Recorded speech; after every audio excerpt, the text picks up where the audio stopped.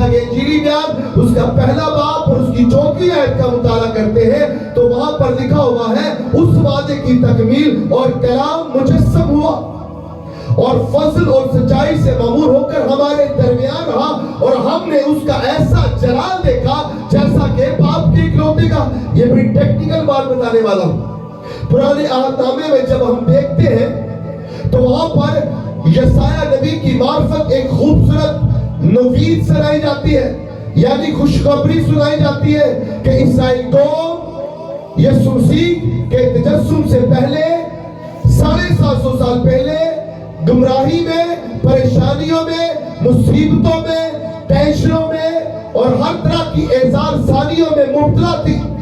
وہ انتظار میں تھی کہ کوئی یشوع مسیح آئے گا جو ہمیں پریشانیوں سے، مصیبتوں سے، بیماریوں سے چھٹکارا دے گا.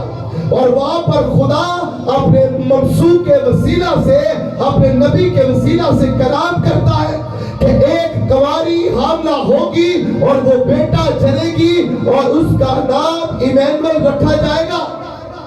لیکن ایمینول کا مطلب جو میں نے آپ کو بتایا کہ خدا ہمارے ساتھ، تو پرانے عہد نامے میں بھی میں نے بتایا کہ ابراہیم کے ساتھ خدا تھا، نوح کے ساتھ خدا تھا، خیمہ اجتماع میں موسیٰ کے ساتھ خدا تھا، جب آدم باغ عدن سے نکلا تب بھی خدا اس کے ساتھ تھا، اس کی نسلوں کے ساتھ تھا. تو یہ کوئی اچنبے کی بات ہے کہ نئے عہد نامے میں متی کہتا ہے کہ کنواری حاملہ ہوگی اور بیٹا جنے گی اور اس کا نام ایمینول رکھیں گے. یعنی کہ پرانے عہد نامے میں بھی خدا ساتھ تھا، لیکن نئے عہد نامے میں ایسی کون سی نئی بات آ گئی؟ بات تو وہی ہے نا کہ پرانے عہد نامے میں بھی خدا ساتھ تھا، لیکن یہاں پر نئی بات کیا ہے؟ پرانے عہد نامے میں خدا اپنی پروردگاری کے وسیلہ سے انسان کے ساتھ تھا.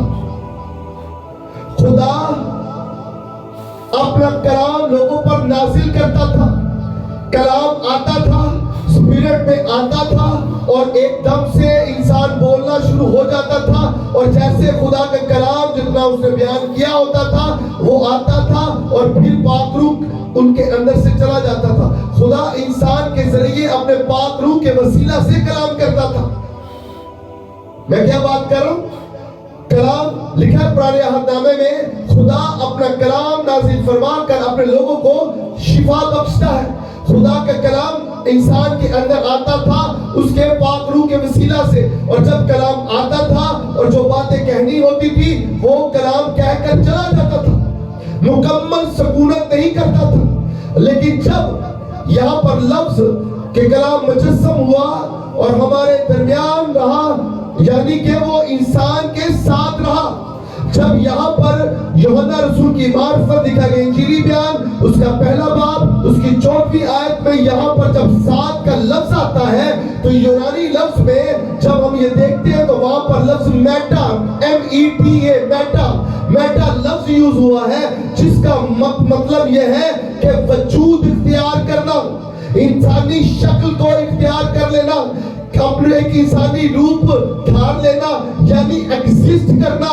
اس کی موجودگی ہم فیل کر سکتے ہیں، اس کو چھو سکتے ہیں. اب جو ساتھ ہے وہ روح نہیں ہے، وہ میٹا ہے، یعنی کہ وہ وجود رکھتا ہے. یہاں پر جب یوحنا اس انڈرسٹینڈنگ کو ہمارے سامنے باشگاف الفاظوں میں آشکارا کر رہا ہے تو وہ بتا رہا ہے پہلے خدا روح میں آتا تھا لیکن اب خدا نے انسان کا روپ دھارا ہے. اس کو ہم چھو بھی سکتے ہیں، اس نادیدنی خدا کو دیدنی شکل میں ہم گلے بھی لگا سکتے ہیں، اس کو چھو بھی سکتے ہیں، اس کو محسوس بھی کر سکتے ہیں. اب وہ نادیدنی شکل میں نہیں ہے بلکہ وہ دیدنی شکل میں چرنی میں پیدا ہوا ہے. ہاللیلویہ ہاللیلویہ. خدا خود خالق مخلوق بن کر چرنی میں آ گیا ہے. ہاللیلویہ. ایمینول جو نئے عہد نامے میں خدا کے ساتھ اور کلام مجسم ہوا اور فضل اور سچائی سے معمور ہو کر ہمارے درمیان رہا اور ہم نے اس کا ایسا جلال دیکھا جیسا کہ باپ کے اکلوتے کا. یہاں پہ لفظ جو استعمال کیا گیا ہے ساتھ کے لیے میں نے کہا کہ یونانی لفظ جو میٹا استعمال کیا گیا ہے جس کا مطلب ہے وجود رکھنا، وجود رکھنا، ساتھ رہنا. Thank you. اور میں آپ کو بتانا چاہتا ہوں کہ یہ ساتھ عارضی نہیں ہے.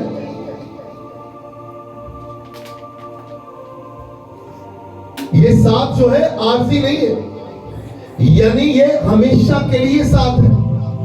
یسوع خدا کا مجسم ہونا ہے. اور جو یہاں پہ لکھا ہوا ہے نا، جو میں نے بتایا کہ اولڈ ٹیسٹامنٹ میں خیمہ اجتماع میں آتا تھا. خیمہ کا مطلب ہوتا ہے آرام گاہ، ڈیرا لگا لینا، کہیں بس جانا، کہیں رہنا. تو خدا اس خیمہ اجتماع میں، وہ خیمہ اجتماع جسٹ ایک ٹائپ تھی، اینٹی ٹائپ کی، سایہ تھا. وہ خدا کی حضوری کی علامت تھی. اب خدا کی حضوری بادلوں میں ظاہر نہیں ہوتی ہے، پہاڑ پر ظاہر نہیں ہوتی ہے. اب خدا مجسم ہو کر خود آ گیا، خود خالق بڑے انسان آ گیا، چرنی والے ڈیرے. اب خالق مخلوق بن کر آ گیا ہے اور اس نے چرنی کے اندر ڈیرے لگا لیے. اب اس نے بدن اختیار کر لیا ہے. اب وہ ایمینول ہمارے ساتھ ساتھ رہتا ہے. اس ایمینول کو صرف ہم اسپرٹ میں فیل نہیں کر سکتے، ہم اس کو چھو بھی سکتے ہیں. ہاللیلویا. ہم اس کو گلے بھی لگا سکتے ہیں،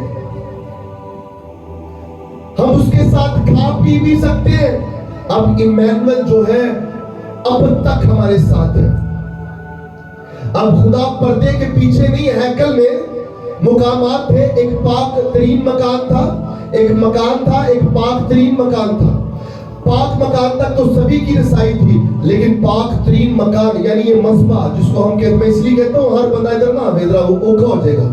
ہر بندہ تو سال میں ایک دفعہ سردار کاہن پاک ترین مکان میں جاتا تھا. سال میں ایک دفعہ. تو وہاں پر کیا ہوتی تھی؟ مرسی سیٹ ہوتی تھی.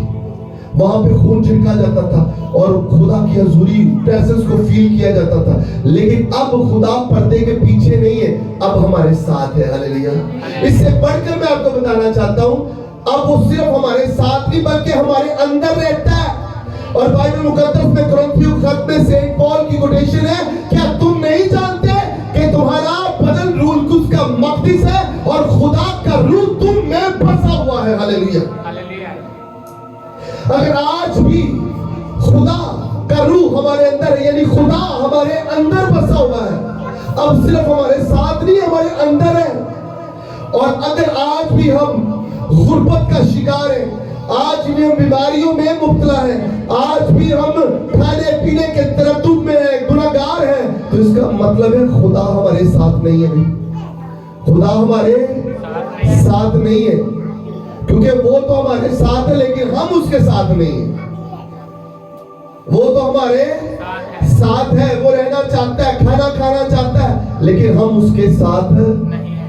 تو ضرورت ہے کہ کیا کریں ہم اس کے ساتھ رہنے سے. کیا آسان طریقہ ہے اس کے ساتھ رہنے کا؟ اس کے حکموں پر عمل کرنا، اس کی باتوں پر عمل کرنا، اس کے کلام کے اوپر میڈیٹیٹ کرنا.